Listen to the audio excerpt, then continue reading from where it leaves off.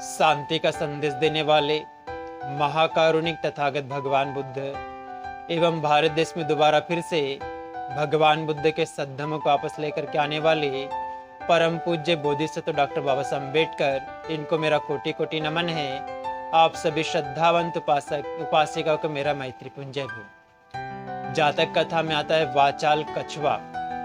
वाराणसी का जो राजा था काफी बातूनी था, व्यर्थ की बातें किया करता था।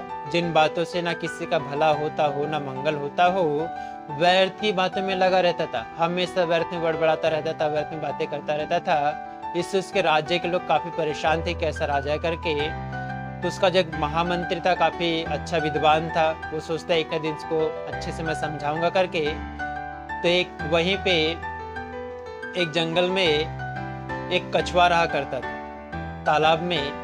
वहाँ दो हंस आते हैं पानी पीने के लिए, तो उनके बीच में एक कछुआ भी काफी बातें करने लगता था। वो भी काफी बातूनी था, उसकी बातों से प्रभावित होकर के दोनों ही हंस उसके अच्छे मित्र हो गए।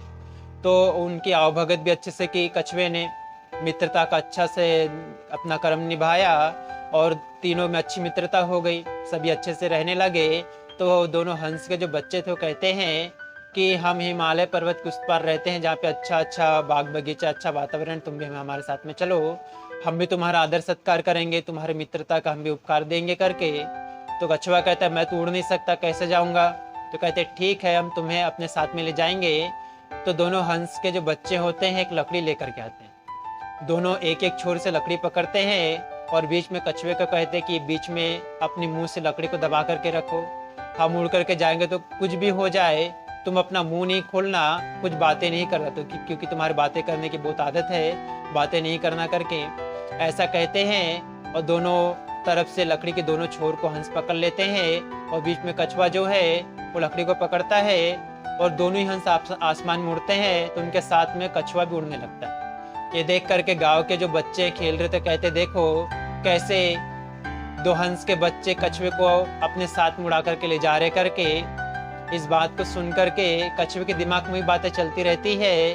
और जब वो राजा के दरबार, राज्य के पास में, महल के पास में उड़ता है, आंगन के ऊपर से उड़ रहा होता है, उस समय बोलने के लिए अपना मुंह खोलता है कि मेरे मित्र मुझे लेकर के जा रहे हैं, इससे तुम छोकरों को क्या करना है। ऐसा कहते ही वो नीचे गिर जाता है, क्योंकि उसके मुंह खुल जाता है और नीचे गिरते ही उसके दो टुकड़े हो जाते, उस समय उसकी मृत्यु हो जाती है। ये बात को उसका जो महामंत्री राजा अपने छत से ऊपर से देख रहे होते हैं कि किस प्रकार से बातूनी होने के कारण ये कछुए ने अपना मुंह खोला और किस प्रकार से इसकी मृत्यु हो गई।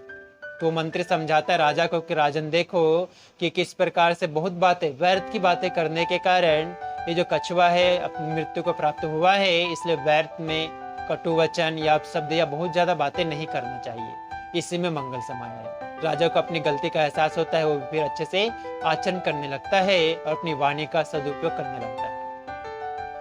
भवतु सब मंगलं रक्षन्तु सब देवता सब बुद्धानुभावेन सदा शुद्धि भवन्तु ते।